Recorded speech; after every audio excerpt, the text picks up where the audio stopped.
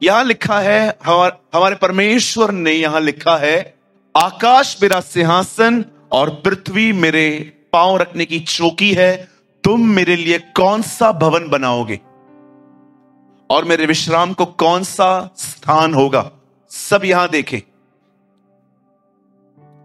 यह एक ऐसा वचन है जिसमें परमेश्वर ने अपनी विशालता प्रकट की है। आप जानना चाहते हैं परमेश्वर कितना बड़ा है? कलाम पाक कहता है, आसमान मेरे बैठने की जगह है और पृथ्वी वो जगह है जहां पर मात्र मैं अपने पैर रखता हूं। कई बार आपने पिक्चरों में, मूवीज में, बहुत सारी जगहों पे एक डायलॉग सुना होगा जिसमें कई लोग इस तरह लानत देते हैं, जा चुल्लू भर पानी में डूब मर। कभी आपने इस बारे में सोचा चुल्लू कहते किसे? आपके हथेली को अगर आप थोड़ा फोल्ड करेंगे ना, थोड़ा मोल्ड करेंगे, इस चीज को चुल्लू कहा जाता है। अय्यूब में लिखा है, यह वह है जो समुद्र को चुल्लू से नापता है। इस दुनिया में जितना भी पानी है वो मात्र परमेश्वर के इस हिस्से में आ जाता है। बाइबल बताती है उसके आने से हिरनियां बच्चों को जन्म दे देती है।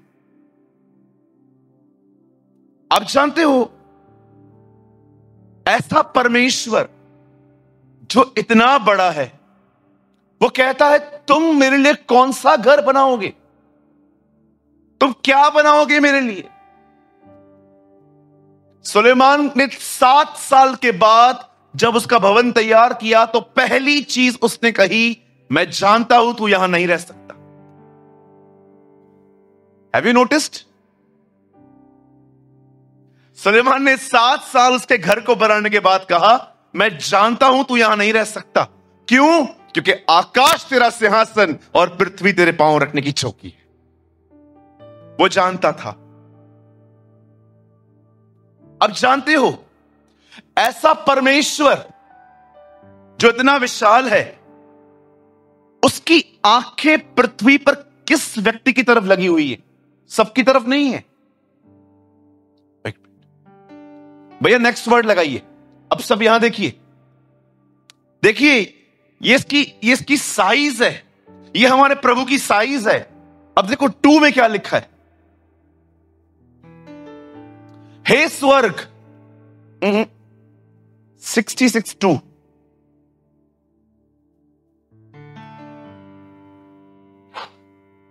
वह परमेश्वर जो इतना विशाल है। देखिए वो नेक्स्ट वर्ड में क्या कहता है, यहां देखिए, यहोवा की यह वाणी है, ये सब वस्तुएं मेरे ही हाथ की बनाई हुई हैं, इसलिए ये सब मेरी हैं, परंतु मैं उसकी ओर दृष्टि करूंगा जो दीन और खेदित मन का है और मेरा वचन सुन के थरथराता है।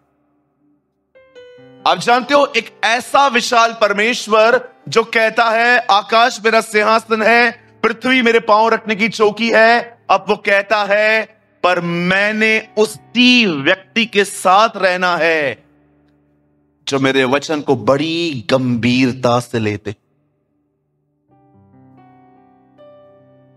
कभी आपने सोचा है उस भाई में इतनी सामर्थ और मैं एक निर्बल मसीह, ओ भाई कैलकुलेटर में कैलसी चलाता रहता है यहां पर मैं इतना पीछे क्यों?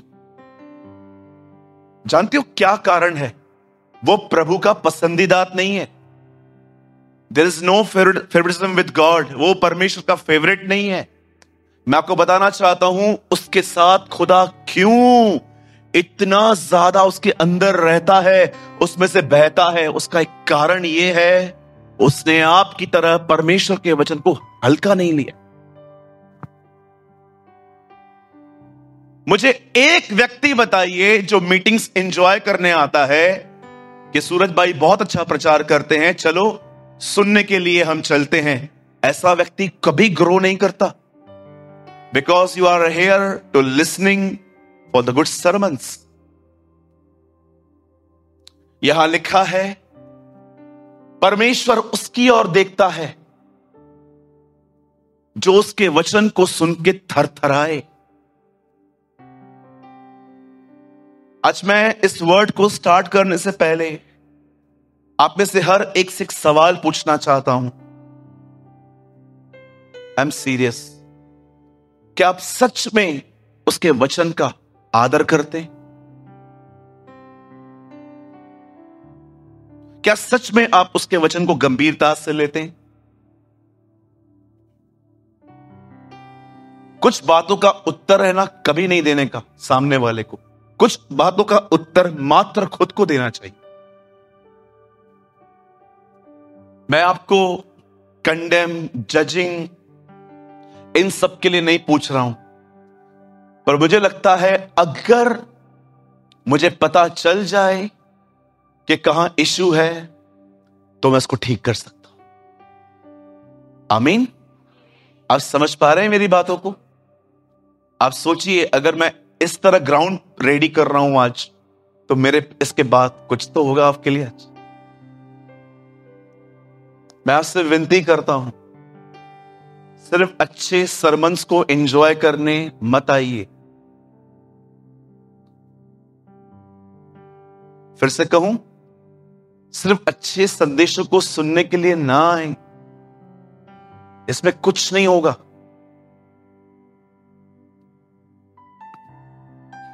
इससे कुछ नहीं होगा। होगा क्या पता है? ये दिमाग जो ये हमारा मन है ना, ये ऑलरेडी इतना है ज्ञान से भरा। आप सिर्फ वचन सुनने के लिए आएंगे ना, ये और थोड़ा बड़ा करके निकलेंगे बस कि चलो और दो चार बातें मालूम पड़ गई। No sir, you must honour God's word. आपको प्रभु के वचन का आदर करना सीखना है। मैं आपको सच कहता हूं, मैं हर रोज खुदा को कहता हूं, प्रभु मैं आपके वचन का ऑनर करने में बहुत कमजोर हूं। आज भी मैं कई बार अपने दिमाग और अपने शरीर की सुनता हूं, प्रभु आपकी नहीं सुनता। आप मुझे माफ भी करिए और प्लीज मुझे अब यहां से बाहर निकालिए। आप भी करें, राइट? आप जानते हैं, मैंने आपको लास्ट टाइम भी कहा, मैं आज भी आपको कहना चाहता हूं, आप जानते हो हमारा प्रभु जल्द आने वाला है। आमीन। अब आप सोचते रहोगे, ब्रदर इतना कॉन्फिडेंस? यस। 34 बार मैं RT-PCR करवा चुका हूं, 34 टाइम्स। आपने देखा, अब आपसे कोई RT-PCR नहीं मांगी जा रही है।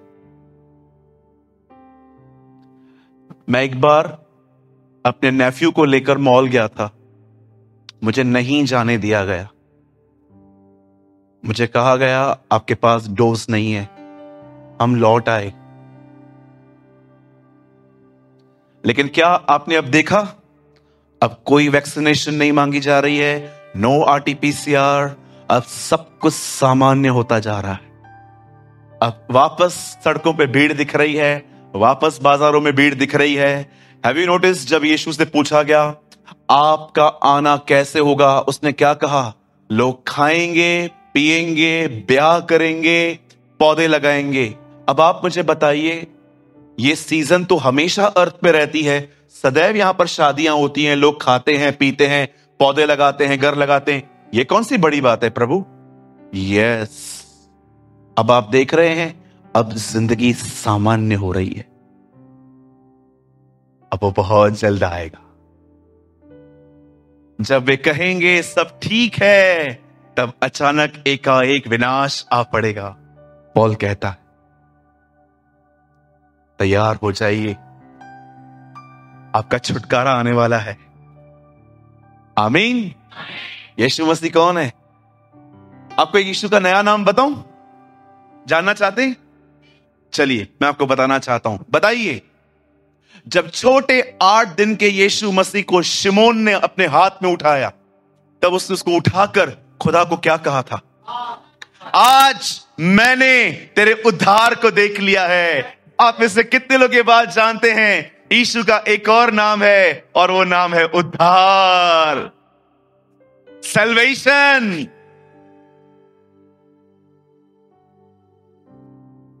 आप तो कहते हैं मैंने उद्धार पाया। अरे उद्धार यीशु का नाम है। His name is salvation। Salvation का मतलब होता है छुटकारा, आजादी, लिबरेशन।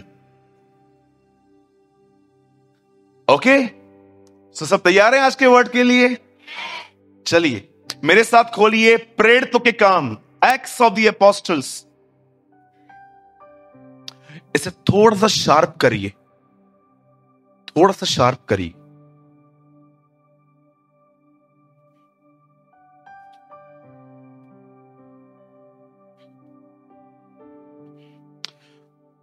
मुझे माफ करिए, मैंने गलत रेफरेंस दिया आपको। इब्रानियों खोलेंगे हम सब, थोड़ा शार्प करिए। और भी आकाश भाई आप सर को गाइड करें थोड़ा।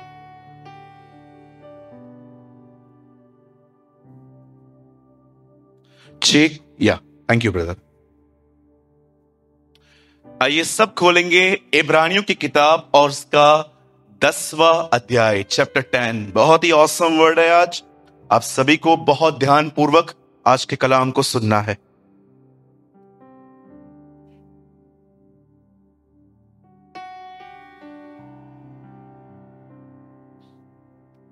मैं आपको वर्ड स्टार्ट करने से पहले, वो मेरी ब्लड की मां नहीं है, लेकिन मुझे लगता है वो मां से कम भी नहीं है। मैं एक बहन के लिए आपको कुछ बताना चाहता हूं। मैं झारखंड में था, ये निकालना जरूरी है उसके लिए। मैं झारखंड में था। मेरे स्टेज पर मीटिंग पूरी होने के बाद मैं थोड़ा सांस लेने के लिए बैठा हुआ था। मेरे सामने पानी पड़ा हुआ था। मैंने पानी लिया और मैंने देखा मेरे स्टेज की तरफ एक बहुत ही बूढ़ी स्त्री। मैं जहां तक जानता हूं वो 70 से अबव थी। बहुत ब्लैक थी आंटी, और वो स्टेज पे ऊपर आ रही थी। जैसे वो ऊपर आ रही थी तो वहां पर जो एशर्स थे, वॉलंटियर्स थे, उन सबों ने उसे रोक दिया। बोला अब नहीं मिल सकते आप, मीटिंग पूरी हो जाने के बाद वो सबसे मिलते हैं। लेकिन मैंने उनको देख लिया और मैंने वॉलंटियर्स को कहा नो, उनको आने दो। और जैसे वो आगे आई, 75 ईयर की एक वुमेन ऊपर आई, और जैसे वो मेरे सामने खड़ी हुई, Lord thank you for these words, मेरे सामने आके मुझे कहती है मैं आपके लिए गिफ्ट लेके आई। मैंने बोला क्या लाए हैं आप? वो बहन बाहर से एक रुमाल लेके आई। जानते हो उन्होंने मुझे क्या बोला रुमाल देके? बोला मैं बहुत गरीब हूं, लेकिन मैं 2018 से आपको सुन रही हूं। मैं आपके लिए गिफ्ट लेके आई हूं और मैं आपको कुछ बोलने आई हूं। मैंने बोला क्या हुआ मम्मी? मैंने उनको मां कहा मम्मी क्या हुआ? बोलती है मैं हमेशा से जब आपको देखती थी तो मैं सोचती थी काश मैं एक बार बॉम्बे आ सकूं, पर बोल रही थी मेरी हैसियत नहीं है कि मैं इतना दूर आ सकूं और ना ही बदन में मेरी ताकत है। बोल रही थी मैं सिर्फ एक बार दुआ करती थी कि खुदा मैं तो नहीं जा पाती, मैं तो जा नहीं पाती। और उसने कहा आज देखो परमेश्वर आपको मेरे दरवाजे पे ले आया है। ओ जीसस। उन्होंने कहा आपके लिए, मेरे लिए, बोला आपका धन्यवाद, आप आए और मैंने 3 दिनों में आपसे बड़ी बरकत पाई, आशीष पाई।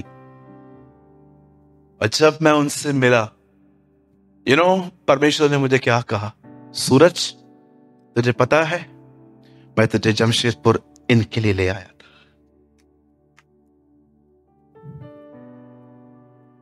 मैं ये बात आपको क्यों बता रहा हूं, उसका एक कारण है। मैं आपसे एक विनती करता हूं, कभी भी अपने लाइफ में लोगों का स्टैंडर्ड देखकर उनके साथ दोस्ती मत करना। मैंने देखा है बहुत सारे जो लोग हैं ना, अपने स्टैंडर्ड वाले से दोस्ती करते हैं। तो उस गरीब का क्या जिसका कोई नहीं है? हम्म? कभी किसी को तुच्छ न जाने, कभी किसी को नीचे न दिखाएं। आपकी जिंदगी में हर व्यक्ति आपके सामने एक समान होना चाहिए, चाहे वो गरीब हो, चाहे वो धनवान हो। मैं आपको अपनी टीम की एक गवाही बताता हूं। मैंने अपने टीम के अंदर कभी ये बात नहीं देखी है आज तक। आज भी सुबह परमेश्वर के अनुग्रह से एक प्रोग्राम था हमारे चर्च में, हमने कहां रखा था, जहां पर हमने परमेश्वर के अनुग्रह से हमने कुछ बच्चों के लिए कुछ मदद सामग्री हमने उनको दी। ये काम मुझे इतने खुश करते हैं अंदर से कि प्रभु धन्यवाद। वो जो ऊपर बड़े बड़े फ्लैट्स में बैठे हैं उनको तो सब मिल रहा है ना, इनको कौन देखे। ओके, आइए अपने पास वाले को एक मैसेज पास कीजिए और फिर आज के वचन को शुरू करेंगे। अपने पास वाले को कहिए, कभी किसी को डिस्पाइज न करें। आमेन। यस। मैं भूखा था, तुमने मुझे खाना खिलाया। मैं प्यासा था, तुमने मुझे पानी पिलाया। मैं जेल में था, तुम मुझसे मिलने आए। तब वो मुझसे कहेंगे, हमने ये कब किया? तब मैं उन्हें कह दूंगा, जो तुमने मेरे छोटों के साथ किया वो तुमने मेरे साथ किया। Amazing Lord, amazing words. आमीन। बोलो, हमारा प्रभु महान है, हमारा प्रभु अनुग्रहकारी है, हमारा परमेश्वर बड़ा दयालु है। आमेन। आइए एक वर्ड, इब्रानियों 10 अध्याय और उसका पहला वचन। सभी अपनी बाइबल को ओपन करें। अब भाई जल्दी लगाइए। इब्रानियों की किताब और उसका 10वां अध्याय और उसका पहला वचन। मैं जानता हूं आप में से बहुत सारे लोग इस वर्ड को थोड़ा समझने में चूक गए होंगे, क्योंकि बहुत सारी पुराने नियम के वर्ड्स हैं इसमें। क्योंकि व्यवस्था जिसमें आने वाली वस्तुओं का प्रतिबिंब है और उनका असली स्वरूप नहीं, इसलिए उन्हीं एक प्रकार के बलिदानों के द्वारा जो प्रतिवर्ष अचूक चढ़ाए जाते थे, पास आने वालों को कदापि सिद्ध नहीं कर सकती। पढ़ तो लिया मैंने, अब चलो यहां देखो सब। क्योंकि व्यवस्था जिसमें आने वाली अच्छी वस्तुओं का प्रतिबिंब है, पर उनका असली स्वरूप नहीं। आइए सब सामने देखें। याद रखिए, जो भी आप पुराने 39 किताबों में पढ़ते हैं, वो किताब जब पुराना नियम कहलाया जाता है, जिसे हम पुरानी वाचा भी कहते हैं, इस किताब के अंदर we have 39 books from Genesis to Malachi, उत्पत्ति से लेके मलाकी तक। इस किताब के अंदर जो 39 किताबें हैं, उसमें जो कुछ भी लिखा है, परमेश्वर का वचन कहता है वो एक छाया है, पर वो असली स्वरूप नहीं है। जैसे कि जब आप पुराने नियम में ये वर्ड पढ़ते हैं, मेमना, लैम, वो एक प्रतीक है हमारे प्रभु यीशु मसीह का। जैसे आप पुराने नियम में एक तंबू के विषय में पढ़ते हैं, जिसपे बाहरी आंगन है, पवित्र स्थान है, परम पवित्र स्थान है, शरीर, प्राण, आत्मा। जैसे पुराने नियम में आप पढ़ते हैं अंजीर का वृक्ष, दिस रिप्रेजेंट द इज़राइल। आपको समझना पड़ेगा। जैसे कि आप पुराने नियम में पढ़ते हैं, इब्राहिम अपने हाथ में लकड़ी और छुरी लेके, आग लेके आगे बढ़ रहा था, बेटा साथ में था और 2 सेवक नीचे खड़े थे। इब्राहिम प्रेजेंट कर रहा था परमेश्वर को, इसहाक प्रेजेंट करता है यीशु मसीह को, वो लकड़ी प्रेजेंट करती है क्रॉस को, और 2 सेवक प्रेजेंट करते हैं उन 2 चोरों को। परमेश्वर ने पुराने नियम में मात्र छाया दिखाई कि आने वाले समय में यह सब होने वाला है। लेकिन साफ साफ यहां लिखा है वे चीजें असली स्वरूप नहीं है। आज मैं आपको पुराने नियम की एक छाया दिखाना चाहता हूं। सर प्लीज एक जगह बैठ जाइए अभी। आज मैं आपको पुराने नियम की एक छाया दिखाना चाहता हूं, और मैं चाहता हूं आप जानिए कि ऐसा क्यों लिखा गया है यहां पर। This is very important for us. आप विश्वास कीजिए, इस पर आपका जीवन निर्भर है। बड़े ध्यान से सुनिए। कलाम पाक कहता है इसहाक से दो पुत्र उत्पन्न हुए, एक का नाम एसाव और एक का नाम याकूब था। और परमेश्वर का वचन कहता है ये दोनों ट्विंस थे। और एक दिन ऐसा हुआ, आप जानते होंगे, याकूब की दो बीवियां थी, राहेल एंड लिया। और आप जानते होंगे इनमें से उसे 12 बच्चे पैदा हुए थे और एक लड़की भी पैदा हुई थी, दीना। और जानिए इस चीज को, याकूब का एक पुत्र था जिसका नाम था यूसुफ। कभी आपने इस बारे में सोचा है? गंभीरता से सोचिए। एक व्यक्ति प्रभु के साथ जीवित उठाया गया है, उसके लिए बाइबल में मात्र 4 लाइंस लिखी गई है कि उसने परमेश्वर के बारे में सुना, वो प्रभु के साथ चला, उसकी एक गवाही है कि उसने खुदा को खुश किया, और अचानक वो लोप हो गया। 4 words. Did you believe it? एक व्यक्ति जिंदा उठाया गया है और बाइबल में उसके प्रति मात्र 4 लाइंस लिखी गई है। पर कभी आपने इस बारे में सोचा, परमेश्वर ने यूसुफ के लिए 13 अध्याय लिखे बाइबल के अंदर। 37 से लेके 50 तक कलाम पाक कहता है वही पाया जाता है। क्यों परमेश्वर ने इस व्यक्ति के बारे में 13 चैप्टर्स लिख दिए? आज आपको समझना पड़ेगा। बाइबल बताती है एक लड़का था, उसका नाम यूसुफ था। और जहां तक मैं जानता हूं, परमेश्वर ने उसके साथ कुछ प्रतिज्ञाएं की थी। मुझे नहीं पता है आप में से कितने लोग ड्रीम्स और विजन्स को सीरियसली लेते जब आपको दर्शन और स्वप्न आते हैं। मैं आपसे पूछना चाहता हूं, क्या आप दर्शनों को और सपनों को किस तरह लेते हैं?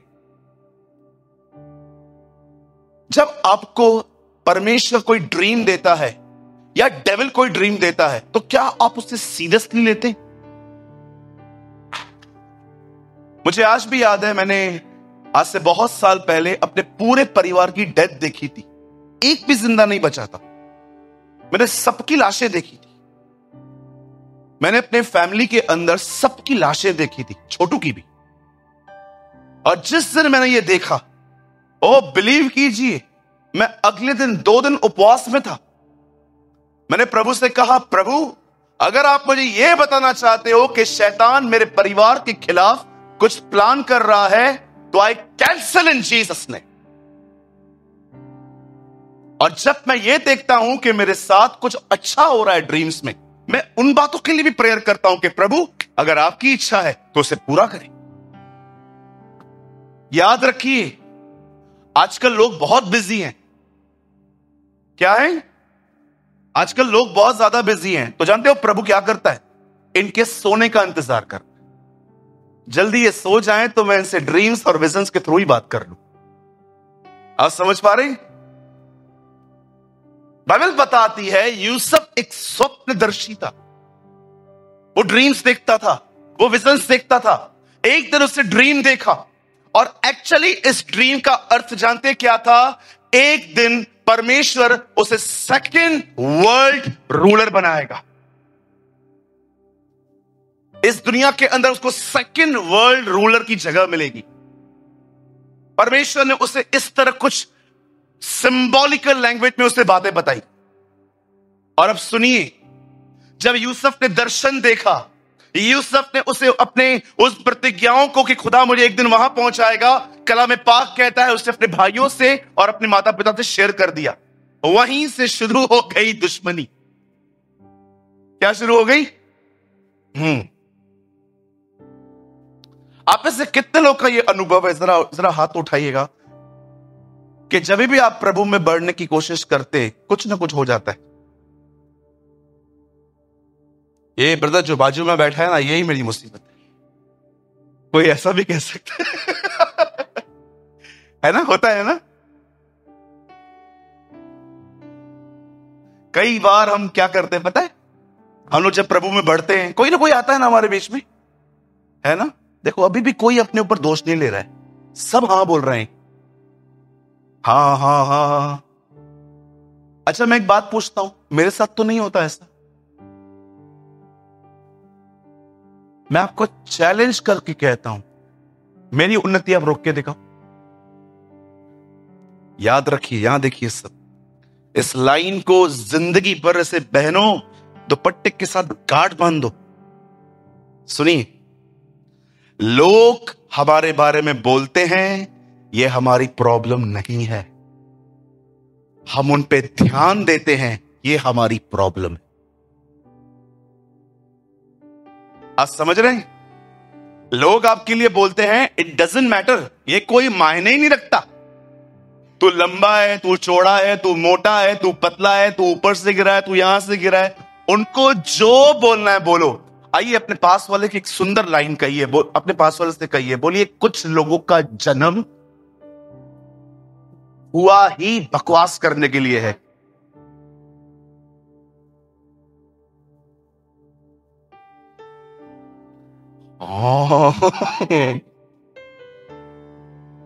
कुछ लोगों का काम है, they have a ministry of criticism, उनके पास सेवा है, वो दे हैव अ मिनिस्ट्री। आप क्यों ध्यान देते हैं उन पे? मुझे एक बात तो बताइए, मुझे एक बात बताइए। अगर मैं आपको कहता हूं, कौन है यहां पर किसको बोलूं जो बुरा ना माने? अभी गौरंग यहां पर बैठा हुआ है, मैं गौरंग को बोलता हूं, ए शैतान हट, मुझे बात बताइए। अब वहां पर बैठे बैठे उसको सींग आए। चलो मैं उनको ये कहता हूं, तू तो स्वर्गदूत है, क्या उसको पंख आएंगे? ना मेरे कहने से पंख आते हैं, ना मेरे कहने से सींग आते हैं। मुझे एक बात बताइए, आपको लोगों का ओपिनियन इतना डिस्टर्ब क्यों करता है? आप क्यों लोगों की बातों पे इतना ध्यान देते हैं?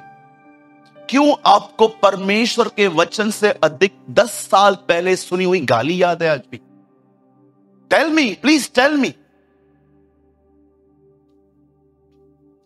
10 साल पहले की गाली आज तक याद है। लास्ट सैटरडे मैंने यहां पर क्या प्रीच किया था, 90% लोगों को याद नहीं होगा। कॉपी चेक मत करो, रखो अंदर। कॉपी खोल रहे देखो कुछ लोग।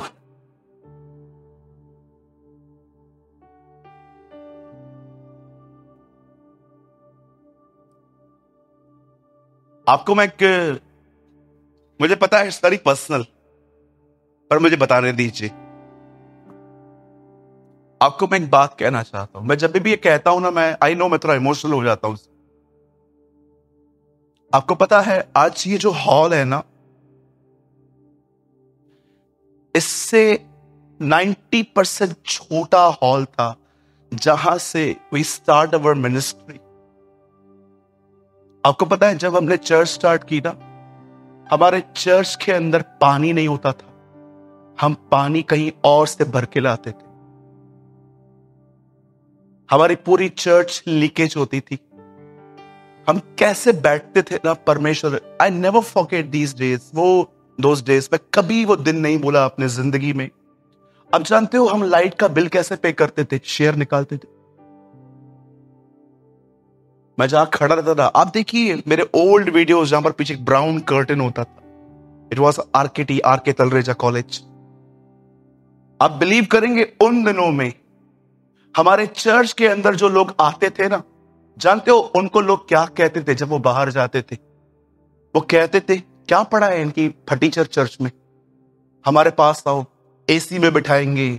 इनके पास तो चेयर्स भी नहीं है, आपको नीचे बैठना पड़ता है। मैंने अपने उस कलीसिया में एक बार देखा था, जवान बहनों को गोदी में बिठाती थी वचन सुनने के लिए। वो ऐसे दिन थे जब हम हर तरह से सताए जाते थे। 100 लोग हमारी कलीसिया को तोड़ने की कोशिश करते थे, पर परमेश्वर हमारा गवाह है, हमने कभी भी उनके शब्दों पर नहीं, हमने आपस में परमेश्वर के प्रति यूनिटी रखी थी। और मैं आज आपके सामने खड़ा हूं, मैं आपको सच कहता हूं, परमेश्वर हमें हर दिन बढ़ा रहा। जरा सोचिए, उन दिनों में अगर मैं ये सोचता, छोड़ना प्रभु, क्या इतना तेरे पीछे चलना, इतना सताव आता है क्या कभी? बिलीवर थे तो खुश थे, पास्टर बन के दुखी हो गए हैं उल्टा। अगर उन दिनों में मैं गिव अप कर देता, मुझे बताइए क्या होता? मैं आपसे मिल पाता? क्या मैं आपकी तरह एक मसीह की देह का हिस्सा रहता? आप बिलीव कर सकते हैं, आपकी बोल्डनेस दूसरों को खड़ा कर सकती है। कभी आपने सोचा शद्रक, मेशक, अबेदनको आग के भट्ठे में कैसे गए आके? आपको पता है? क्योंकि उन्होंने अपने दोस्त को देखा था जो परमेश्वर के वचन पे खड़ा था। His name was Daniel। उन्होंने उसे देखा था। हमेशा याद रखिए, आपको लोगों की द्वारा बातों को बिल्कुल ध्यान नहीं देना है। आप देखिए कितना कुछ आपने समेट के रखा है। बाइबल बताती है, परमेश्वर का वचन कहता है, एक समय था जब यूसुफ के पास प्रतिज्ञा दर्शनों में आई, और दर्शनों के बाद उसने अपने घर को बताया। ओ, सारा घर उसका दुश्मन बन गया, became enemies।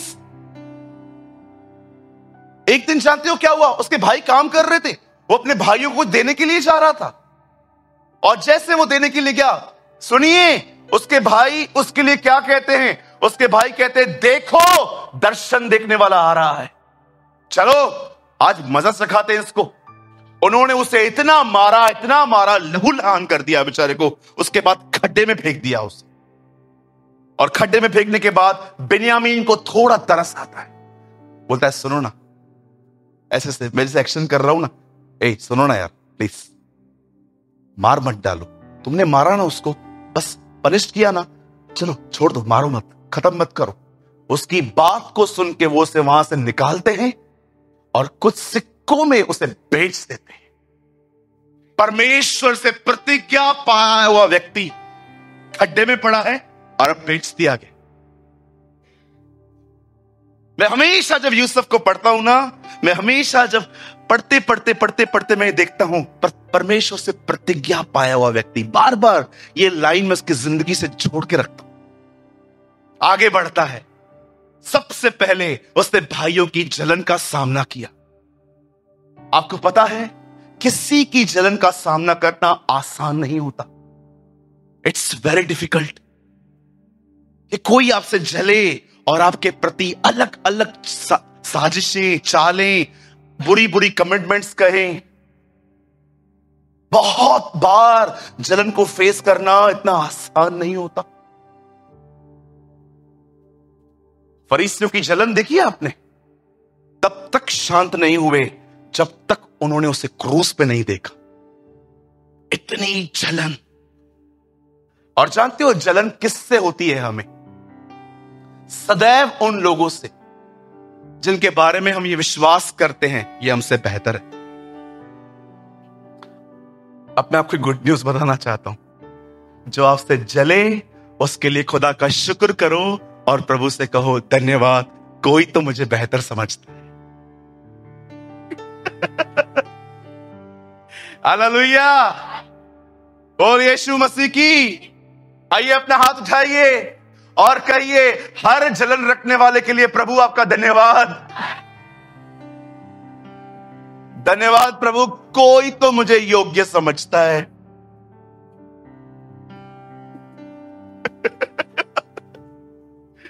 Change your way of thinking. अपनी सोच को बदलें।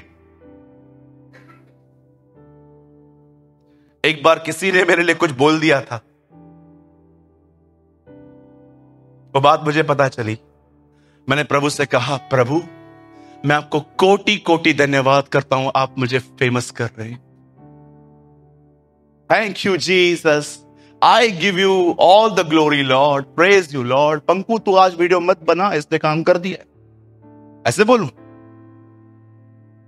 हाँ, अब आइए, यूसुफ की पहली परीक्षा थी लोगों की जलन फेस करना। अब आइए मैं उसकी दूसरी परीक्षा बताता हूं।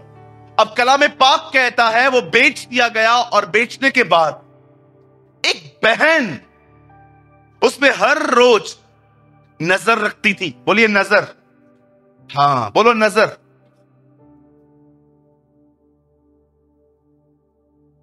ये नजर समझते? आजकल बहुतों की खराब है, बहुत लोगों की खराब है। बैठे रहेंगे?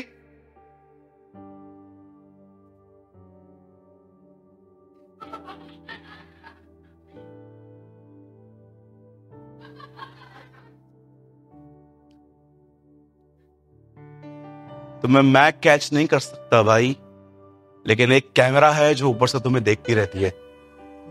याद रखना, हमेशा अपनी आंखों को शुद्ध बनाए रखें।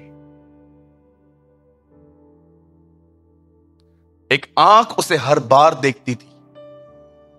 मुझे आज प्रीचिंग नहीं करनी है, क्योंकि मुझे लगता है प्रीचिंग बहुत हो गई, आज कुछ समझाना है मुझे।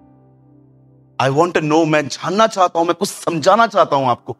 मैं आपसे एक बात पूछना चाहता हूं, आप में से कितने लोग हैं, मुझे बताइए, आपने अपनी आंखों को डिसिप्लिन में रखना सीखा है? मैं आपसे एक क्वेश्चन पूछूं मेरी बहनों, आप मुझे एक भाई होने के नाते बता सकते हैं? मैं आपका भाई हूं ना? जो छोटी बच्ची है, मैं आपका डैड की तरह हूं ना? आपको कभी ऐसा फील होता है कि कोई आपको देख रहा है और आप ये जान लेते हो कि क्या देख रहा है? आप जानते हो, हमेशा याद रखना, खुदा ने आपको ऐसा बनाया है, कोई भी आपको देखे ना वो समझ जाता है आप कौन। क्यों केन हाबिल के पास हाबिल की हत्या के बाद क्यों खुदावन केन के पास आके कहता है तू उदास क्यों है? आज मैं आपसे पूछना चाहता हूं, क्या आपकी आंखें प्यूरिफिकेशन में है?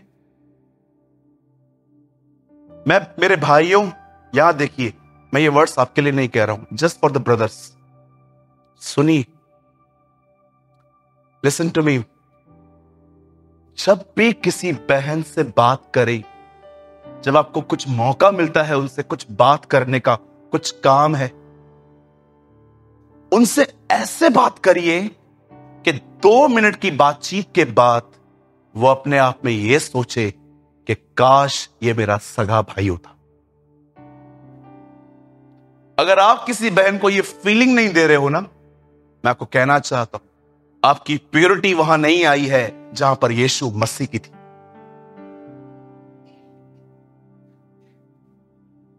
अब क्या मैं आपसे पूछना चाहता हूं मेरे भाइयों, क्या कभी आपने इस बारे में सोचा क्यों शिमशोन बार बार गुनाह में गिरता था? पॉल वॉशर ने कहा, जिसने शिमशोन की तरह अपनी आंखों को डिसिप्लिन में रखना नहीं सीखा, उनका अंत सुलेमान की तरह है। Wow, what a lines.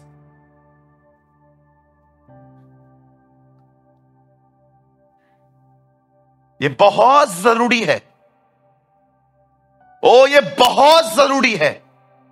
मैं फिर से कहता हूं, इट इज वेरी इंपॉर्टेंट कि हम अपनी आंखों को ट्रेन करें हर दिन कि उन्हें क्या देखना चाहिए। नो पॉर्न वीडियोस, ना ही लड़कियों के बदन को घूर घूर के देखना, यह हमें सोता नहीं, बाइबल बताती है। बाइबल बताती है तो हमें सूट नहीं करता। हम क्यों अपनी बच्चियों को एम्बैरस फील करवाएं? वो सिक्योर फील करनी चाहिए हमारे बीच में। उन्हें ऐसा लगना चाहिए मैं अपने दूसरे घर में हूं। आमीन। कितने भाई लोग मुझसे सहमत है जो मैं कह रहा हूं? सदैव याद रखिए, आपकी नजरें बड़ी शुद्ध प्योर होनी चाहिए। That's so important. इस बहन को देखिए, यूसुफ के ऊपर की आंखें लग चुकी थी। हर दिन आके जानते हो उसको प्रोवोक करती थी। हर दिन आपको दुआ करनी चाहिए, प्रभु जब भी मेरे ऊपर ये परीक्षाएं, उसी समय मेरे ऊपर तेरा अनुग्रह भी आए। सोचो 95 से पहले कॉलेज कैसे होते थे, आप देखिए ऑफिस कैसे रहते, बहनों की कैबिन और भाइयों की कैबिन कितनी अलग होती थी। आज तो देखिए ऐसे ऑफिस हैं, यहां पर लड़की वहां लड़का, फिर लड़की वहां लड़का। और कॉल सेंटर्स में कितने टेम्पटेशंस होते हैं। मैं आप भाइयों से पूछना चाहता हूं, अगर आपके ऑफिस में जितनी बहनें आती हैं काम करने के लिए, क्या आप खुदा से इसके लिए दुआ करते हो, प्रभु मुझे उनके प्रति शुद्ध बनाए रख।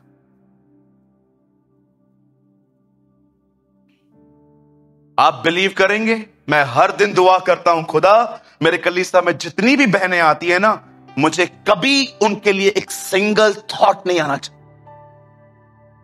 दे आर माई किड्स, ये मेरे बच्चे हैं। एक स्त्री उसके ऊपर बहुत नजर रखती थी।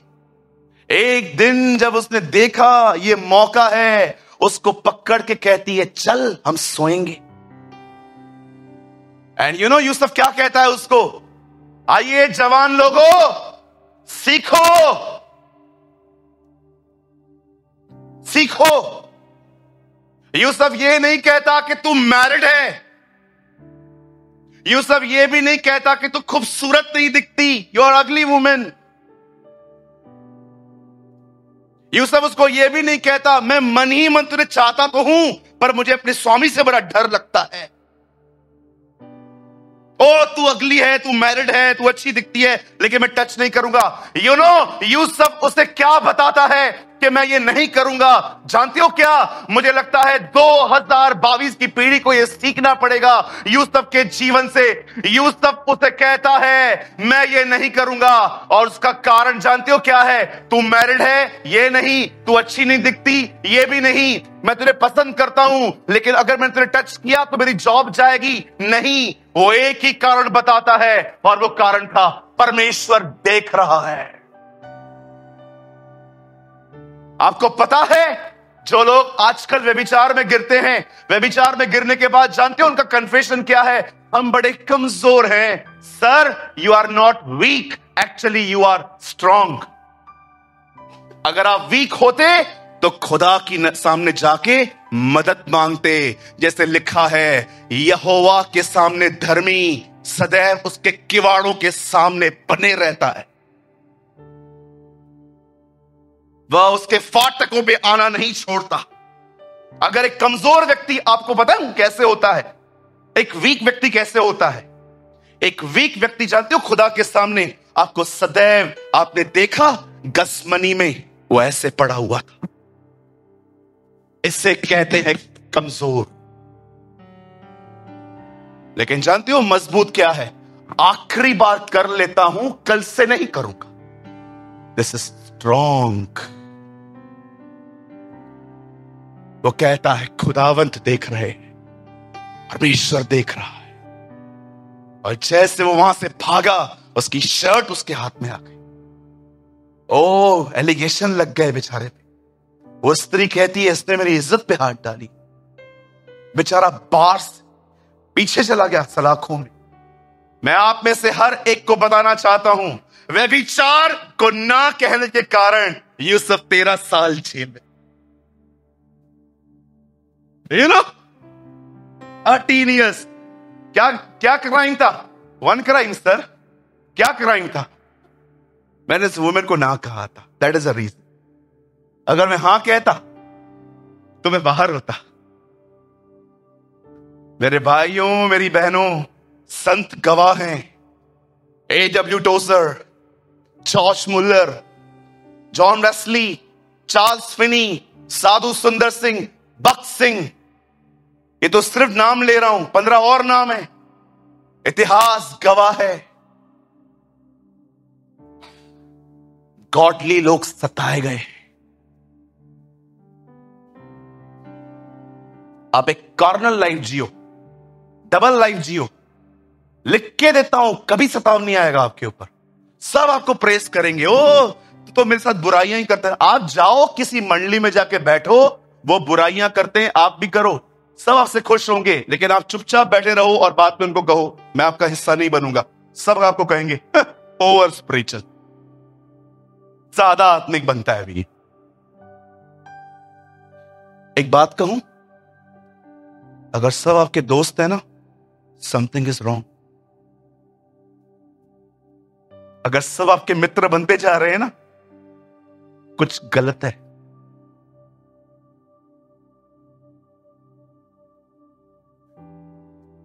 अब ये लड़का अंदर चला गया, वहीं पर बैठा रहा, 13 साल तक वो अंदर बैठा रहा। परमेश्वर से दर्शन पाया हुआ व्यक्ति अंदर बैठा रहा। ओ भाइयों ने मारा, बेच दिया। अब कलाम पाक कहता है अंदर हथकड़ियों में बैठा हुआ है, शांत से बैठा हुआ है। यहोवा का वचन उसे कसौटी से कस रहा था। एक दिन कोई जेल से बाहर जा रहा था, उसको हाथ जोड़ के कहता है राजा के दरबार में तो जाओगे ना? हाँ हाँ मैं जाऊंगा, जरा बोल देना, बड़ा इनोसेंट लड़का हूं मैं, भाइयों ने मुझे मारा है, मैं अभी जेल में पड़ा हुआ हूं, मैंने कुछ नहीं किया है। उस आदमी ने कहा था बिल्कुल बिल्कुल मैं बाहर जाके सिफारिश करूंगा। लिखा है वो बाहर निकला। आपको पता है उसके मन से खुदा ने निकाल दी वो बात। जब तक यहोवा का वचन यूसुफ को कसौटी से कसता न रहा, तब तक वो जेल में रहा। जानते हो कसौटी से कसने का अर्थ क्या होता है? जब तक परमेश्वर ने जो काम ठहराया था, जब तक वो उसके लायक नहीं बना, परमेश्वर ने उसे वही रखा। और एक दिन कलाम पाक कहता है फिरौन बादशाह ने एक दर्शन देखा जिसमें 7 पतली भैंसें मोटी भैंसों को खा गई। तब परमेश्वर का वचन कहता है यह बात राजा को बताई गई। जेल में एक लड़का बंद है, वो सपनों का अर्थ बताता है, उसे निकालिए, वो आपको आपके दर्शन का अर्थ बताएगा। कलाम पाक कहता है यूसुफ राजा के सामने खड़ा हुआ और देखिए 13 साल हो जाने के बाद जब राजा उसे पूछता है क्या तू मेरे स्वप्न का दर्शन का अर्थ बता सकता है? You know his words. अब मैं आपको बताता हूं जेल में क्या हुआ था। Have you noticed?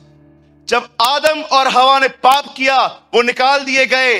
जानते हो 3 अध्याय में जब ये पूरा किस्सा पूरा हो गया और जब उत्पत्ति 4 अध्याय शुरू होता है, आप जानते हो उत्पत्ति 4 अध्याय का पहला वर्ड क्या है?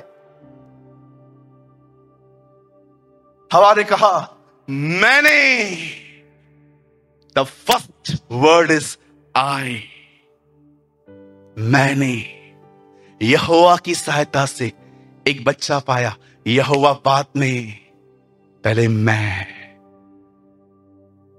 आप जानते हो आप परमेश्वर से दूर हो गए हो, ये आपको कैसे पता चलता है? आपको बताऊं, स्वयं में कुछ बन जाओगे, अपने आप में कुछ समझ लोगे अपने आप को।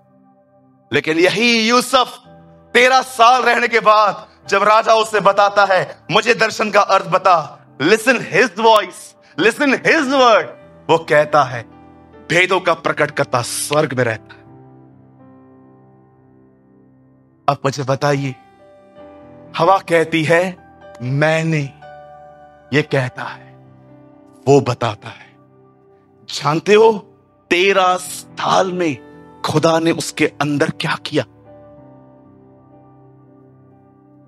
प्रभु मेरी प्रार्थना है किसी के अंदर डिजायर हो या ना हो, मेरी डिजायर है तू मेरे साथ ये करना। उसने क्या किया? खुदा ने उसके अंदर क्या किया? खुदा ने 13 साल यूसुफ में से यूसुफ निकाला और खुद आया।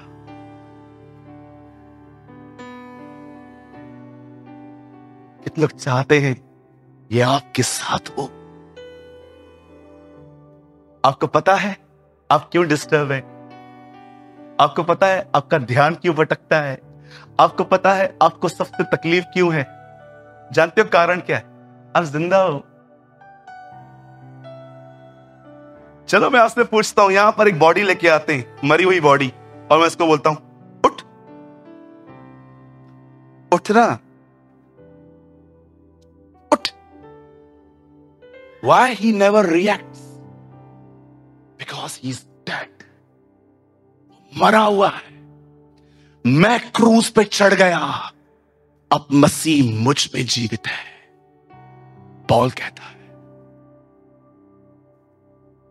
जब तक स्वयं की मृत्यु नहीं होती, खुदा नहीं आ सकता।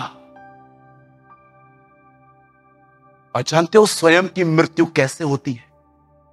जानना चाहते हो?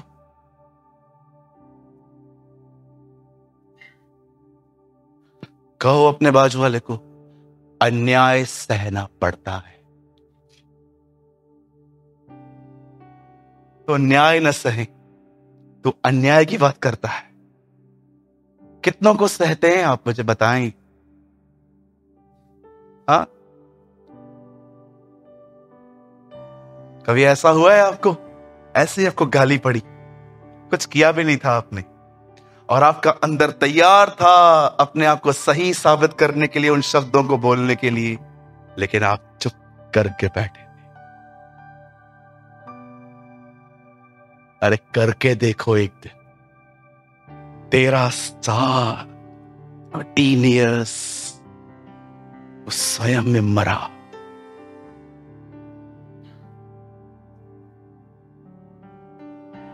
साधु सुंदर सिंह एक दिन दुआ कर रहे थे। You know what he pray? जानते हो उन्होंने क्या दुआ की? ही प्रे, उन्होंने कहा, याद देखिए, उन्होंने कहा, हे प्रभु, क्या तू मुझ पर यह दया करेगा कि जहां जहां से तू अपने बेटे को ले गया है, तू मुझे वहां से ले जा। जब मैंने उसकी प्रार्थना पढ़ी, मैंने कहा, प्रभु मैं 17 साल से प्रभु में हूं, मैं 17 से तुझे फॉलो कर रहा हूं, मैंने कभी ये दुआएं नहीं सुनी थी कि तू मुझे उन रास्तों से ले जा जहां से तू अपने साधु सुंदर सिंह का माइंड कितना रिन्यू हो चुका था, आपको पता है? वो सफरिंग को ब्लेसिंग देखता था। सोचो उस संत का मन कितना नया हो गया था कि वो यीशु की जिंदगी को जान के खुदा से कहता है, क्या तू मुझे मौका देगा एक बार उन रास्तों से गुजरने का जिन रास्तों से तू अपने बेटे को ले गया था। ओ प्रभु, मेरी दुआ है आज हमें ये पैशन आए। क्या सूखी सूखी जिंदगी जीते हैं? अरे कब तक ऐसी जिंदगी जियोगे जहां पर दुआ करने में स्ट्रगल, बाइबल पढ़ने में स्ट्रगल, चर्च आने में स्ट्रगल? कब आप उस जीवन का अनुभव करेंगे जिसके विषय में कहा यीशु ने, उनके अंदर से जीवन की जिंदगी के जल की नदियां बहेंगी।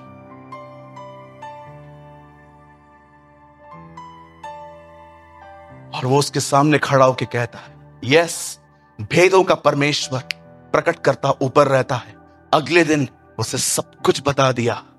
जब राजा ने ये सब बातें देखी कि ये लड़का इतनी महान बुद्धि और समझ रखता है, जानते हो राजा ने उससे क्या कहा? सुन, आज के बाद सब कुछ तू करेगा। यूसुफ ने उसे बता दिया, आने वाले 7 साल भरपूरी के 7 साल हैं, उसके बाद 7 साल अकाल के 7 साल हैं। अब भरपूरी में इतना समेट ले ताकि जब अकाल आए तो हम उसमें खा सकें। जब उस लड़के की विजडम, अंडरस्टैंडिंग, उसके ऊपर अनुग्रह देखा गया, फिरौन बादशाह ने कहा, कोई और नहीं, यू विल मैनेज ब्रदर, तू ही सब कुछ ठीक करेगा। और बाइबल बताती है वह लड़का जो मार खा के, बेचकर, हर जगह से दर दर की ठोकरें खा के एक जगह पे बैठा हुआ था, अचानक बाइबल बताती है वो एक जगह का सेकंड वर्ल्ड रूलर बन गया। आप जानते हो यूसुफ का अंत कैसे हुआ था? जानना चाहते हैं? बाइबल बताती है वो रथों पे बैठता था और उसके 2 लोग उसके आगे आगे चल के ऐसे अपने हाथ में माइक लेके बोलते थे, देखो मिस्र का प्रभु आ रहा है, देखो मिस्र का प्रभु आ रहा है। बाइबल बताती है उसके आगे आगे नारे लगते थे। जब वो अपने चैरिट्स पे निकलता था, अब मैं आपसे एक बात पूछना चाहता हूं, यहां देखिए, जो बात मुझे समझानी है वो बात अभी आ रही है।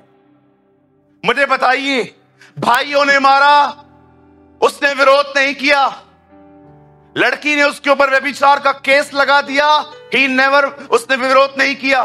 13 साल तक वो जेल में था। एक व्यक्ति को विनती करने के लिए कहा गया, उसने ध्यान नहीं दिया। मुझे एक बात बताइए, इन सारी बातों को सहने के बाद उसे प्रतिफल क्या मिला? जानते हो, उसके 13 साल का प्रतिफल एक दिन में आया। एक दिन जब वो फिरौन के सामने खड़ा हुआ, उसके ऊपर ग्रेस आया और उसने परमेश्वर के द्वारा उस विजन का अर्थ समझा। आप जानते हैं, कलाम पाक कहता है 13 साल की आज्ञा पालन का जो प्रतिफल था वो एक दिन में आया। एक ही दिन में खुदा ने उसकी टेबल्स अपसाइड डाउन कर दी। 13 साल में कैदी राजा बन गया। जानते हो ये स्टोरी क्या है? आज भी हम में से हर व्यक्ति यहां पर विश्वास करके बपतिस्मा लेके बैठा है। लोग सताते हैं, गालियां देते हैं, बहुत कुछ बोलते हैं, आप चुप करके बैठे रहते हो। आपको पता है ये आपकी विश्वास योग्यता का प्रतिफल एक ही दिन में मिलने वाला है। और जानते हो वो दिन कौन सा है? बहुत जल्द वो बादलों पे आएगा और उठा ले जाएगा हमें।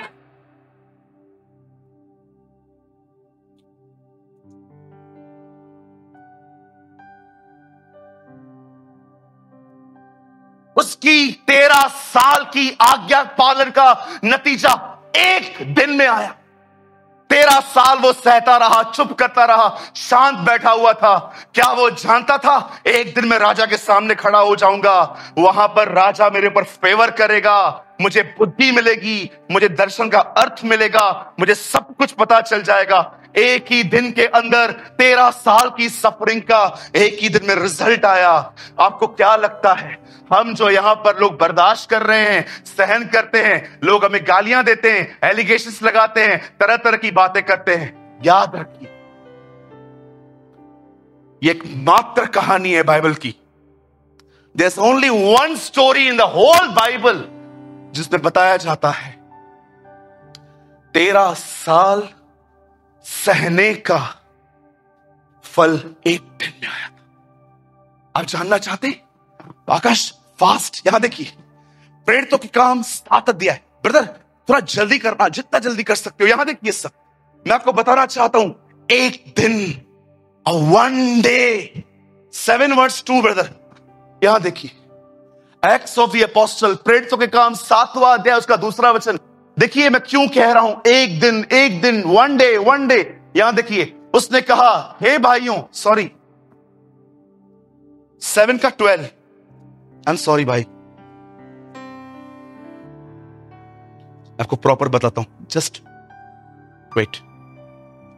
ओ जीसस, या 7 का 9। यहां देखिए मैं क्यों कह रहा हूं एक दिन, एक दिन, एक दिन। यहां देखिए, और कुलपतियों ने यूसुफ से ईर्ष्या की। कुलपति मतलब याकूब के बेटे।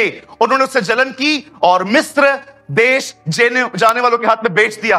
अब ये उसको बेच दिया गया, परंतु परमेश्वर उसके साथ था। अब देखिए आगे क्या लिखा है 10 में। यहां देखिए,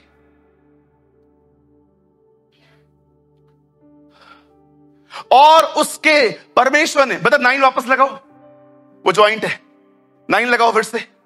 ये देखिए, परंतु परमेश्वर उसके साथ था। अब देखिए, परमेश्वर उसके साथ रह के उसने किया क्या उसके साथ? 10,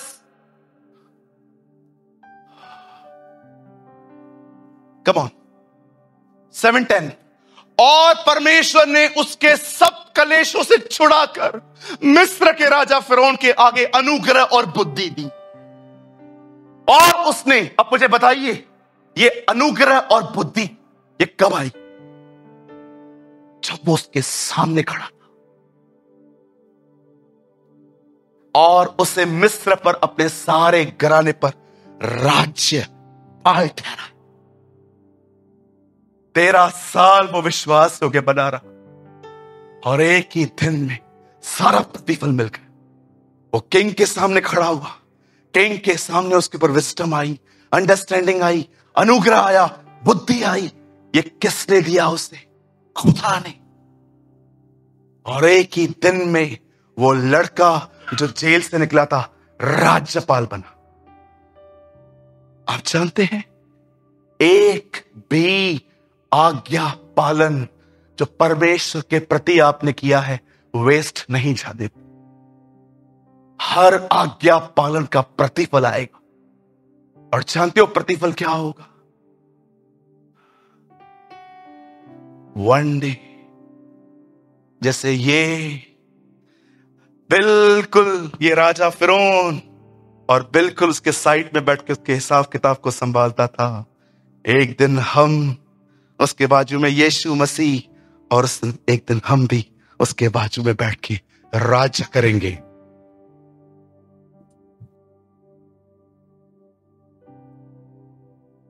जस्ट लास्ट वन थिंग, पहला राज्य किसका था? आदम का। उसके बाद राज्य किसका आया? इज़राइल के लोगों का। उसके बाद राज्य किसका आया? राजाओं का। उसके बाद राज्य किसका आया? नबियों का। उसके बाद राज्य किसका आया? यीशु मसीह का। उसके बाद राज्य किसका चल रहा है? पवित्र आत्मा का।